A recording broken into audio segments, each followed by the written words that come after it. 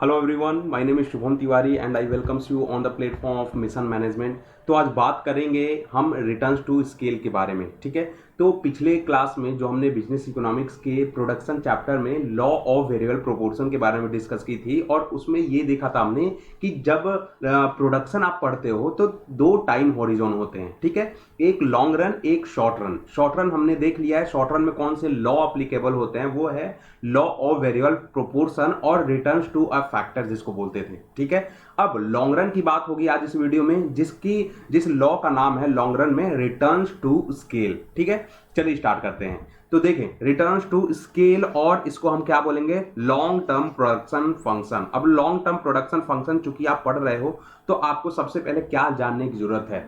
आपने जब short term देखा था तो आपकी चार फैक्टर प्रोडक्शन थे, लैंड, लेबर, ठीक है, कैपिटल और एंटरप्रेन्योरशिप। ठीक है, यही चारों थे। तो लेबर को आपने वहां पे वेरिएबल किया था, ये बात सही है। ठीक है, अब चूंकि लॉन्ग रन पढ़ रहे हो और लॉन्ग रन में एक प्रोड्यूसर के पास बहुत सफिशिएंट, बहुत एनफ टाइम होता है कि वो हर अपने फैक्टर ऑफ प्रोडक्शन को चेंज कर सकता है, चाहे लैंड हो, चाहे लेबर, चाहे कैपिटल, चाहे एंटरप्रेन्योरशिप। ठीक है, इन चारों को चेंज कर सकता है। क्लियर? तो हम क्या करेंगे, लॉन्ग रन में इन चारों को वेरी कर रख देंगे, है ना, ये चारों वेरी हो सकते हैं। क्लियर? तो चलिए पढ़ लेते हैं कि the changes occurring in production due to making changes in all the factor of production. हम सबकी बात कर रहे हैं, all the factor of production, लेकिन इन इक्वल प्रोपोर्शन। जब लॉन्ग टर्म की बात होगी ना तो हम चेंज तो करेंगे चारों में, लेकिन हम इक्वल प्रोपोर्शन में करेंगे। मान लो हमने लैंड की एक यूनिट बढ़ाई तो हमें लेबर की भी एक यूनिट बढ़ानी पड़ेगी, कैपिटल की भी बढ़ानी पड़ेगी, सिमिलरली एंटरप्रेन्योरशिप की भी बढ़ानी पड़ेगी। ठीक है, लेकिन अगर आप देखिएगा, जब देखिएगा उसमें टेबल में, तो हम दो ही को मानते हैं। क्लियर? क्योंकि हम लैंड बार बार बढ़ाते नहीं हैं, एंटरप्रेन्योरशिप हम बढ़ाते नहीं जल्दी, तो हम क्या करेंगे, लेबर और कैपिटल को ही इक्वल प्रोपोर्शन में बढ़ा के देखेंगे इफेक्ट। क्लियर? चलिए, अच्छा एक बात और बताना था कि जब हमने पढ़ा था शॉर्ट रन में लॉ वेरिएबल प्रोपोर्शन, तो उसमें आपके लिए एक क्वेश्चन था। ठीक है, या क्वेश्चन नहीं था तो एक क्वेश्चन आप कमेंट में जरूर जवाब दीजिएगा कि कौन सा स्टेज है, जो है ना, तीन स्टेज थे वहां पे, increase with increasing return, increase with decreasing return and declining stage. ठीक है, तीन स्टेज थे वहां पे। तो कौन सा एक ऐसा स्टेज है जो प्रोड्यूसर के लिए एक रेशनल स्टेज माना जाता है, बेस्ट स्टेज फॉर प्रोडक्शन माना जाता है? ये आपके लिए सवाल है, प्लीज आप कमेंट में जरूर जवाब दीजिएगा। ठीक है, मैं सबका कमेंट चेक करूंगा। क्लियर? चलिए, तो हम क्या बात कर रहे हैं, रिटर्न्स टू स्केल की बात कर रहे थे। तो the long run refers to a time period where the production function is defined on the basis of variable factors only, there is no any concept of fixed factor in the long run. चूंकि बहुत time होता है, आपको पता ही है, तो हम सारे फैक्टर को वेरिएबल कर लेते हैं। Clear? Thus scale of production can be changed as input are change proportionately. अब इनपुट को जैसे जैसे प्रोपोर्शन में चेंज करना है। अब हमने क्या बोला, आप लैंड बार बार बढ़ाओगे नहीं, एंटरप्रेन्योरशिप बार बार बढ़ाओगे नहीं। ठीक है, तो आप लेबर और कैपिटल को ही बढ़ाओगे, लेकिन सेम प्रोपोर्शन में। अगर लेबर की एक यूनिट बढ़ाते हो, कैपिटल की भी एक यूनिट बढ़ाओगे। ठीक है, 10 returns to scale are defined to as the change in output as factor input change in same proportion. Same ही प्रोपोर्शन की बात होगी, यहां देखिए आप। ठीक है, अब ये आपके पास टेबल है, इस टेबल को मैं चाहता हूं आप ध्यान से देखें। ठीक है, ध्यान से देखिएगा, कोई भी कंफ्यूजन नहीं होगा। अब जैसे जैसे आपने लॉ ऑफ वेरिएबल प्रोपोर्शन देखा था, वहां भी तीन स्टेज था, है ना, यहां भी आपको तीन स्टेज मिलेगा। लेकिन ये बात याद रखिएगा कि आपको वहां पे मार्जिनल प्रोडक्ट देखने को मिला था कंसेप्ट। ठीक है, मार्जिनल प्रोडक्ट का कंसेप्ट देखने को मिला था। यहां आपके मार्जिनल प्रोडक्ट का कोई भी कंसेप्ट नहीं होगा। यहां दो ही प्रोडक्ट को यूज करेंगे हम, जो कि टोटल प्रोडक्ट होगा और एवरेज प्रोडक्ट होगा। ठीक है, दूसरी बात कि यहां पे कोई भी नेगेटिव स्टेज नहीं होता है। एक बात बताइए, नेगेटिव स्टेज होगा तो आप लॉन्ग रन में क्यों आएंगे? क्लियर? तो यहाँ पे दो इंपॉर्टेंट बातें याद रखिएगा कि यहाँ पे जब भी हम बिहेवियर चेक करेंगे, वो हम दो चीजों का करेंगे चेक, वो टीपी और एपी का चेक करेंगे, और there is no any negative stage in the long run और in the law of returns to scale. Right? चलिए, तो अब आप देखिए, सबसे पहले मैं चाहता हूं कि आप यहां देखें। ठीक है, कि आप टेबल देखें। टेबल हमारा क्या कहना चाहता है, आपका एल है, के है। एल क्या होता है भैया, मेरा लेबर हो गया, और ये कैपिटल हो गया। ठीक है, के फॉर कैपिटल। अब हम लेबर और कैपिटल को सेम प्रोपोर्शन में इंक्रीज कर रहे हैं। हमने क्या बोला था, सेम प्रोपोर्शन में ही इंक्रीज करना है, ठीक है। तो हम सेम प्रोपोर्शन में इंक्रीज करते हैं, और जैसे ही सेम प्रोपोर्शन में इंक्रीज करते हैं हम क्या देखना चाहते हैं, टीपी हमारा क्या हुआ, एपी क्या हुआ, ठीक है। एपी में सबसे पहले आपको बताता हूं, एपी इक्वल टू क्या होता है, टीपी अपॉन क्यू होता है, राइट, टीपी अपॉन क्यू ही होता है, तो ये आपको याद रखनी है। चलिए, तो आपने लेबर को पहले यूनिट से बढ़ाया, कैपिटल को पहले यूनिट से बढ़ाया, तो आपका टोटल जो प्रोडक्ट है टीपी है वो बढ़ के 100 हो गया, तो इस टाइम पे एपी भी आपका 100 है, ठीक है। दूसरी बात करते हैं, दूसरे स्टेज पे क्या हो रहा है, आपने लेबर की यूनिट 2 कर दी, सिमिलरली सेम प्रोपोर्शन में बढ़ाना है तो कैपिटल की भी यूनिट 2 कर दी, तो आपका जो टोटल प्रोडक्ट है ना बढ़ के कितना हो गया, 250। पहले पे 100 था, दूसरे पे 250 हो गया। तो एपी कैसे निकालिएगा, टीपी अपॉन क्यू, टीपी क्या है 250 और क्यू क्या है 2, है ना, 125 हो गया। तो 100 से हमारा 125, वहां पे जो लॉ वेरिएबल प्रोपोर्शन में आप मार्जिनल प्रोडक्ट से आप चेक कर रहे थे, अब यहां पे आपको एवरेज प्रोडक्ट ध्यान देना है, ठीक है। तो 100 से आपका क्या हो गया, 125 हो गया, मतलब हमारा प्रोडक्शन क्या है, एवरेज प्रोडक्ट है ना, बढ़ रहा है, क्लियर। तो ध्यान रखिएगा, 2-3 कंसेप्ट बताता हूं आपको। एक है क्या, आपका एवरेज प्रोडक्ट, एक है आप इसके बाद कॉस्टिंग की चैप्टर पढ़िएगा ना, तो एक है आपका एवरेज कॉस्ट, उसके बाद मान लेते हैं एवरेज रेवेन्यू पढ़िएगा। एवरेज का कंसेप्ट देख लीजिए, एवरेज मतलब क्या होता है, ठीक है, स्टैटिस्टिक्स पढ़ लीजिएगा, वीडियो डाली हुई है, एवरेज का कंसेप्ट आपको पता लग जाएगा। चलिए, तो एवरेज, जब भी एवरेज, चूंकि प्रोडक्ट है, प्रोडक्ट मतलब हम ज्यादा से ज्यादा प्रोडक्ट बना रहे हैं, ठीक है, तो जब भी एवरेज प्रोडक्ट मैक्सिमम होता है ना, तो एक प्रोड्यूसर बहुत खुश होता है, बहुत खुश होता है अगर एवरेज प्रोडक्ट मैक्सिमम होता है तो, है ना, जैसे जैसे ज्यादा जाता है। अब मान लो दूसरा मिल के आप 2 यूनिट ऑफ लेबर आपने लगाया, 2 यूनिट ऑफ कैपिटल लगाया, तो आपका तो एवरेज प्रोडक्ट बढ़ा ही है, तो आप तो खुशी होगे। लेकिन एवरेज कॉस्ट में अगर जाओगे ना, तो एवरेज कॉस्ट कोई क्या चाहेगा कि मेरे कम से कम कॉस्ट लगे, ठीक है। तो वहां पे प्रोड्यूसर भैया ध्यान रखिएगा कि जब कॉस्टिंग की जब बात आएगी, तो वहां पे एवरेज कॉस्ट कितना कम रहे, है ना, जितना ही कम रहेगा उतने ही प्रोड्यूसर खुश रहेगा। और रेवेन्यू मतलब पैसे ही पैसे होंगे, पैसे तो आ रहे हैं, तो रेवेन्यू फिर से वही है कि एवरेज रेवेन्यू जितना ज्यादा होगा वहां पे प्रोड्यूसर खुश होगा, क्लियर। तो ध्यान रखिएगा, अब हमारा एवरेज प्रोडक्ट बढ़ के 125 हो गया, सिमिलरली तीसरे यूनिट में आपका एवरेज प्रोडक्ट बढ़ के 150 हो गया, और चौथे यूनिट पे आपका एवरेज प्रोडक्ट बढ़ के क्या हो गया, 190 हो गया। अब देखिए, 5वीं यूनिट जब बढ़ाया आपने, तो कोई भी आपका टीपी तो देखिए, टीपी ना हर लास्ट तक बढ़ेगा, लास्ट तक, ठीक है। क्यों लास्ट तक बढ़ेगा, क्योंकि हम तो यहाँ कोई नेगेटिव स्टेज है नहीं हमारा, टीपी हमेशा बढ़ेगा, भले ही आपका जो बढ़ने की रेट होगी ना, वो भले ही थोड़ी कम होगी, डिक्रीजिंग होगी, कांस्टेंट होगी, ठीक है, लेकिन टीपी बढ़ेगा हमेशा, ठीक है। और मार्जिनल प्रोडक्ट भी हम यहाँ कंसेप्ट नहीं यूज करेंगे, क्योंकि अगर मार्जिनल प्रोडक्ट का क्यों ही यूज करेंगे, हम मार्जिनल प्रोडक्ट से आपको वहां लॉ वेरिएबल प्रोपोर्शन में यूज कर चुके हैं, ठीक है। यहाँ पे नेगेटिव स्टेज में हम नहीं देखेंगे, क्यों, क्योंकि अगर नेगेटिव स्टेज होता तो हम लॉन्ग रन में ही क्यों आते, ठीक है।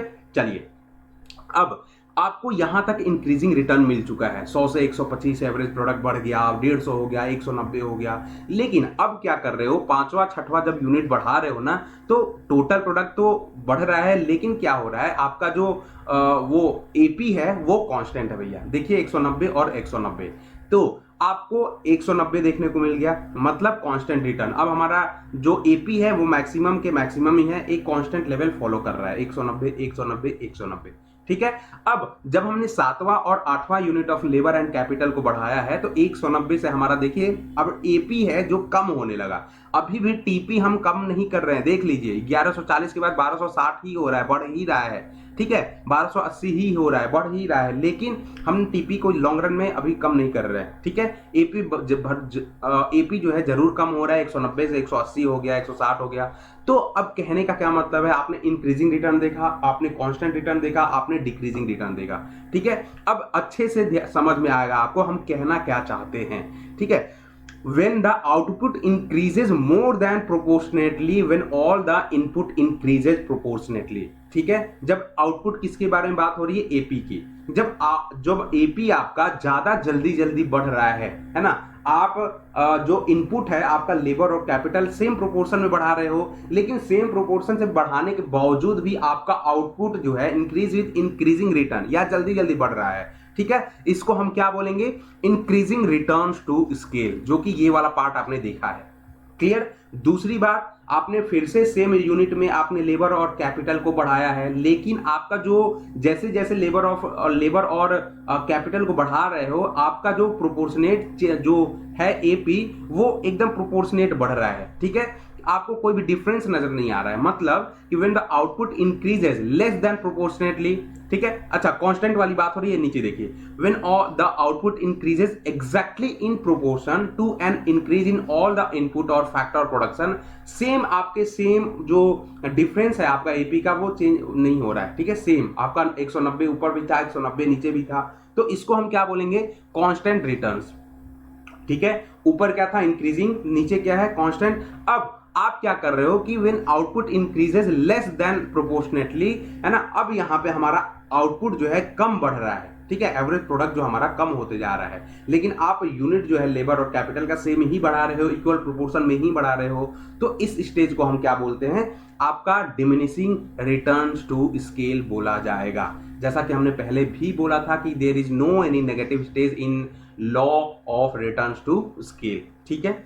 चलिए अब इसके ग्राफ देख लेते हैं। देखिए ग्राफ जो होता है ना, इसका कमल का फूल होता है। अब बोलोगे सर ये क्या बोल रहे हो, चलिए तो ये क्या अभी हम समझा देते हैं आपको, ठीक है। हमने क्या बोला कि output increases more than proportionately when input increases proportionately, तो आउटपुट ज्यादा बढ़ रहा है, इनपुट आप सेम बढ़ा रहे हो लेकिन आउटपुट ज्यादा बढ़ रहा है, इंक्रीजिंग रिटर्न, ठीक है। आउटपुट कम हो रहा है लेकिन आप जो इनपुट हो रहा है सेम बढ़ा रहे हो, आपका डिक्रीजिंग रिटर्न, लेकिन आउटपुट जितना बढ़ रहा है उतना ही इनपुट बढ़ा रहे हो, आपका कांस्टेंट रिटर्न टू इसके लिए हमने देख लिया है। अब ग्राफ के ऊपर आता है। ग्राफ हमने बोला है कि एक कमल का फूल बनता है। अब कमल का फूल बनने से पहले हमने ग्राफ को पूरा एक्सपेंड किया है कि कब कब कौन कौन से केस में क्या क्या आपका ग्राफ बनेगा, ठीक है। आइए देख लेते हैं। देखिए ये आपका ग्राफ है, देखिए भैया कि आपका क्या हो रहा है, ये है रिटर्न्स टू स्केल का, ठीक है, रिटर्न्स टू स्केल का ग्राफ है, ये है आउटपुट का ग्राफ। अब देखिए क्या हो रहा है, आपका ये पहला केस है, दूसरा केस है और तीसरा केस है। पहले केस में हमने क्या किया, इंक्रीजिंग रिटर्न्स, ठीक है। नीचे वाला जो ग्राफ देख रहे हो वो आउटपुट का ग्राफ है, क्लियर। अब आउटपुट का नीचे वाला ग्राफ है और जो ऊपर वाला ग्राफ है लेबर और कैपिटल को हमने बढ़ा के उसके बिहेवियर को चेक करना चाह रहे हैं थ्रू ग्राफ, ठीक है। तो अब देखिए जब आप बढ़ा रहे हो अपनी same unit of labour and capital, ठीक है, सेम बढ़ाने से आपके आउटपुट में ज्यादा इंक्रीज हो रहा है, क्लियर। यहां देखिए आपने 1 2 तीसरे नंबर से स्टार्ट किया है, ठीक है, तीसरे में यहां था, लेकिन पांचवें नंबर पे क्या आ गया, आपके आउटपुट बढ़ के यहां चला गया सीधे, आपके पांचवें नंबर पे आउटपुट सीधे बढ़ के एकदम ऊपर भाग गया, लेकिन आपके छठवें नंबर पे फिर से ऊपर भाग गया। गैप देख रहे हो आपका, ये गैप देखिए, पहले इतने पे आप इतने 300 तक पहुंच गए, है ना, आप 200 तक पहुंच गए पांचवें नंबर पे, है ना। यहां से यहां जाने के लिए आपको यहां क्या है, 100 नंबर है, 100 से 300 जाने के लिए आप 3 से 4 पांचवें नंबर तक गए, ठीक है, और पांचवें से छठवें पे गए तो क्या हो गया, 100 और बढ़ गया, ठीक है। तो 3 से आप 5 गए, 3 एक बीच में 4 आता है, ठीक है। तो आपका लेबर 3 से 4 किया आपने, जब 4 से 5 किया मतलब 2 का वो हो गया, क्लियर, 2 का डिफरेंस है, 2 का गैप है। आपने जब 3 यूनिट ऑफ लेबर लिया था, 3 यूनिट ऑफ कैपिटल लिया था, तब आपके क्या थे, आपके 100 थे। जैसे ही आपने 2 और बढ़ा लिया, 5 बढ़ा लिया लेबर और 5 कैपिटल, तो आपके 500 हो गए। अब क्या हो रहा है, 1 यूनिट और बढ़ा रहे हो आप, ठीक है, 1 यूनिट मतलब आप छठवें लेबर पे ही क्या कर जा रहे हो, 600, मतलब आउटपुट आपका तुरंत बढ़ जा रहा है। तो कहने का मतलब क्या है कि आपका आउटपुट यहाँ पे जल्दी जल्दी बढ़ रहा है ना। तो आउटपुट जब जल्दी जल्दी बढ़ेगा ना, तो आपका कर्व जो होगा, है ना, आप क्या कर रहे हो, दोनों को, कैपिटल और लेबर को जैसे जैसे सेम प्रोपोर्शन में बढ़ा रहे हो, और उस प्रोपोर्शन से बढ़ने में जो आउटपुट हो रहा है आपका, उसकी जो कर्व है ऊपर की तरफ बेंड होके चला जा रहा है, ठीक है। उसको हम क्या बोलेंगे, इंक्रीजिंग रिटर्न्स टू स्केल। ऐसे जा रहा है कि नहीं, ठीक है। चलिए दूसरी बात, आपने दूसरा स्टेज क्या देखा था, कांस्टेंट का देखा था, ठीक है, कि हम जैसे जैसे आउटपुट इनपुट को बढ़ा रहे हैं, हमारी जो आउटपुट है वो कांस्टेंट बढ़ रही है, ठीक है। तो यहां देखिए आपने सबसे पहले 2 unit of labour and 2 unit of capital देखा था, तो 100 को हुआ था, है ना, आपका आउटपुट जो है 100 है, क्लियर। उसके बाद 2 से आप कितने गए, 4 गए, तो 4 पे फिर 100 हुआ, 6 पे फिर 100 हुआ। तो कहने का मतलब है कि आपका जो लेवल है वो कांस्टेंट रेट से बढ़ रहा है, आउटपुट जो है कांस्टेंट रेट से बढ़ रहा है। तो कांस्टेंट रेट से जब बढ़ोगे आप, ठीक है, तो आपका जो आउटपुट कर्व हुआ वो एक स्ट्रेट लाइन जाएगा, ध्यान रखिएगा, वो एक स्ट्रेट लाइन जाएगा, क्लियर। अब जैसे जैसे आप इंक्रीज करोगे आप अपने unit of labour and capital में, है ना, और आपका जो आउटपुट है वो डिक्रीजिंग रेट में बढ़ेगा, ठीक है, और एपी आपका डिक्रीज होते जाएगा, तो जो आपका कर्व बनेगा यहां देख लीजिए। अब कैपिटल लेबर है, जब आपने 2 unit of capital 2 unit of labour use किया था, उसके बाद 5वें पे गए हो, 100 बढ़ाने के लिए 5वें पे गए हो, बीच में 3 का गैप, ठीक है, 5वें के बाद आप 9 पे गए हो, तब आपका 100 बढ़ रहा है। क्लियर? तो डिफरेंस देख रहे हो, गैप देख रहे हो, बहुत लंबा लंबा है। क्लियर? यहां तो आउटपुट जल्दी जल्दी बढ़ रहा था, लेकिन यहां एक कांस्टेंट रेट से बढ़ रहा था, और यहां पे बहुत लंबे अंतराल के बाद बढ़ रहा है। तो ऐसे जब हमारा आउटपुट बढ़ता है ना, तो उसके लिए हमारा जो ग्राफ बनेगा वो बढ़ के फिर नीचे चला जाएगा। देखिए ऐसे, ये बढ़ के अब नीचे चला जाएगा, ठीक है, एक तरह का आप देख रहे हो ऐसे कमल का फूल बन गया ना।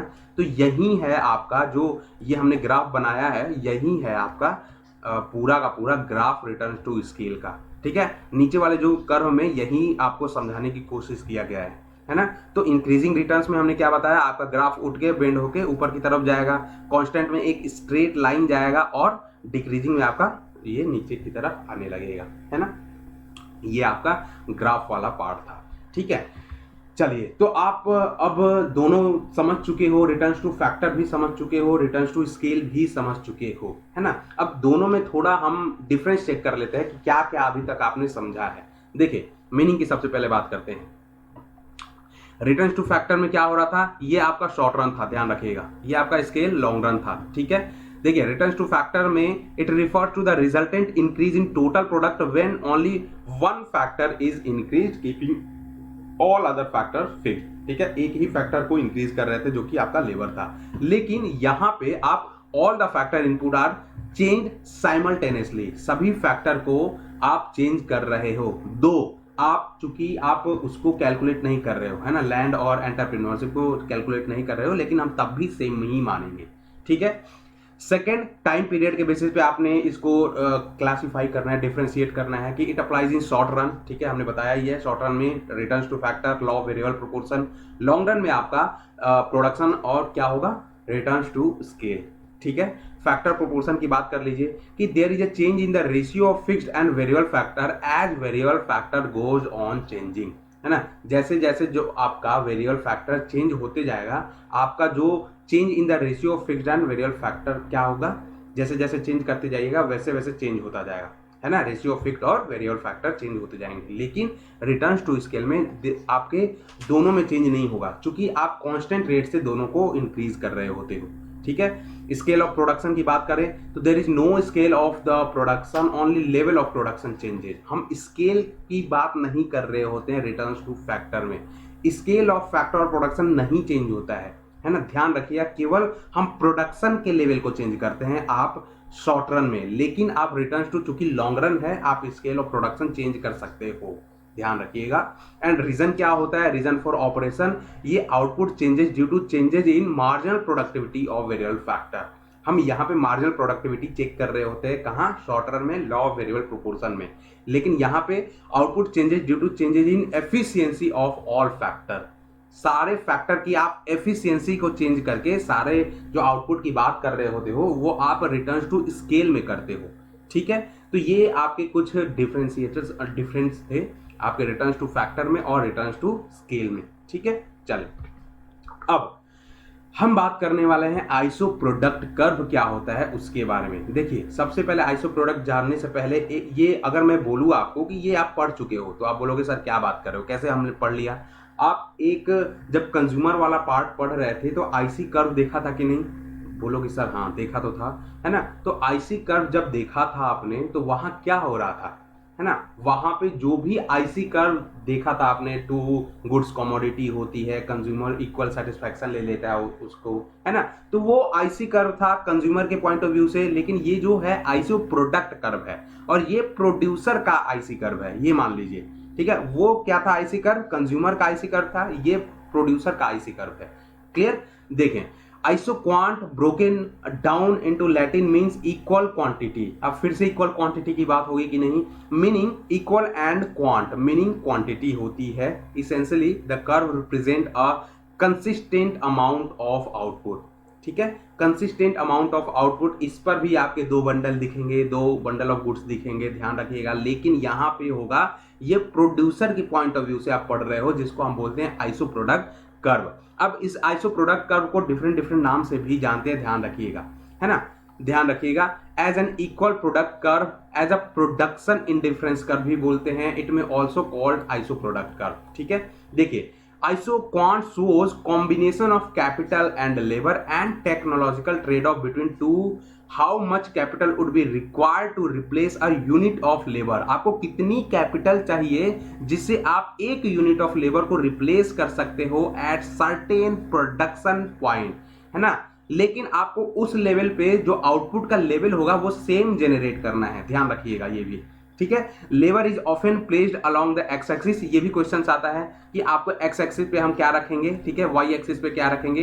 तो आइसो प्रोडक्ट कर्व में एक्स एक्सिस पे आप यूनिट ऑफ लेबर रखते हो और वाई एक्सिस पे आप क्या करते हो, यूनिट ऑफ कैपिटल को रख देते हो, ठीक है। ये है आइसो प्रोडक्ट कर्व। अब देखिए फीचर की बात कर लेते हैं। जो जो फीचर आपके आईसी कर्व रिप्रेजेंट कर रहा था वही फीचर आपका आइसो प्रोडक्ट कर्व भी रिप्रेजेंट करेगा, चाहे तो देख लीजिए। देखिए, each point of an iso curve shows an equal production to producer, वहां इक्वल वो था कंज्यूमर के लिए इक्वल सेटिस्फैक्शन, यहाँ इक्वल प्रोडक्शन, ठीक है। दूसरी बात, iso product curve slopes downward from left to right, यहाँ देख लीजिए लेफ्ट टू राइट हो रहा है कि नहीं, ये वाला पार्ट, यही आपका आईसी कर्व भी था, left to right downward sloping, है ना। Convex to the point of origin, convex convex concave क्या होता है ये आई थिंक अच्छे तरह से आप जान चुके हो, क्लियर। चलिए, two iso product curve cannot intersect each other, दो आइसो कर्व प्रोडक्ट हैं तो वो एक दूसरे को काटेंगे नहीं कभी भी, और ना ही किसी भी एक्सिस को आपको टच करेंगे, whether it is y axis और whether it is x axis. अगर किसी भी आइसो प्रोडक्ट कोई भी एक्सिस को टच करेगा, इसका मतलब ये होता है कि उस एक्सिस का जो वैल्यू हो गया वो 0 हो गया, ठीक है। तो ये आपका क्या था आज के वीडियो में, हम इतना ही पढ़ेंगे जिसमें आपने क्या क्या पढ़ा। आपने पढ़ा जो लॉन्ग रन में क्या हमारे लॉ होते हैं, रिटर्न्स टू स्केल के बारे में बात की, और फीचर्स ऑफ जो भी देखा आपने, आइसो प्रोडक्ट कर्व देखा क्या होता है, फीचर देखा आपने, है ना। तो आज के वीडियो में इतना ही, लेकिन जानने से पहले ये ध्यान रखिएगा कि ये जो कंसेप्ट है ना, छोटे छोटे कंसेप्ट बहुत होते हैं, ये आपको बढ़िया से पढ़ना है, ठीक है, बढ़िया से पढ़ना है। अंत तक वीडियो देखिए और समझ में आए तो प्लीज एक लाइक बटन होता है यूट्यूब पे, वो जरूर प्रेस करिएगा, चैनल को सब्सक्राइब करिएगा, ज्यादा लोगों तक पहुंचाइएगा ये वीडियो को, है ना। ये आपका काम है, हम अपने एंड से अपना काम कर ही रहे हैं, क्लियर। तो आई थिंक आई बिलीव कि आपको वीडियो पसंद आया होगा, है ना। यूजीसी नेट में हम जितने भी टॉपिक है वो कवर करने वाले हैं, चाहे वो इकोनॉमिक्स हो, बिजनेस स्टैटिस्टिक्स हो, ठीक है। तो प्रोडक्शन चैप्टर जो होता है वो आपका खत्म हो गया। नेक्स्ट चैप्टर जो हम स्टार्ट करने वाले हैं वो होगा थ्योरी ऑफ कॉस्ट, जो कि बहुत ही बच्चों को थोड़ा सा वो प्रॉब्लम करता है, बहुत ही टफ चैप्टर है बच्चों के लिए, लेकिन वो इजीली हम कर जाएंगे, ध्यान रखिएगा। अगर आपने ये पढ़ा है ना, ये वाला जो चैप्टर है, ठीक है, ये कौन सा चैप्टर था, प्रोडक्शन चैप्टर, अगर आपने अच्छे से पढ़ा है, यही इसी से वो जो कॉस्ट चैप्टर आने वाला है इसी से रिलेटेड है। तो आई थिंक कि ये सबसे पहले पढ़िएगा, उस पे आने के बाद, उसके आने के लिए ये सबसे पहले पढ़िएगा, ठीक है। Thank you very much everyone for your hard work, thank you very much.